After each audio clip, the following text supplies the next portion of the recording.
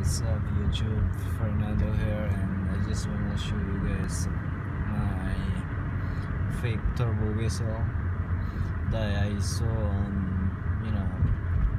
YouTube. People post on YouTube, and then I just wanna try it, just if is this working or not.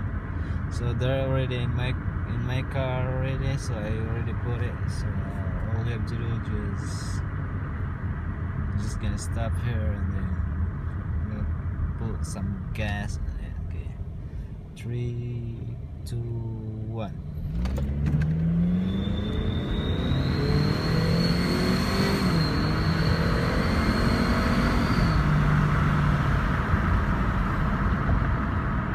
Holy, I like that.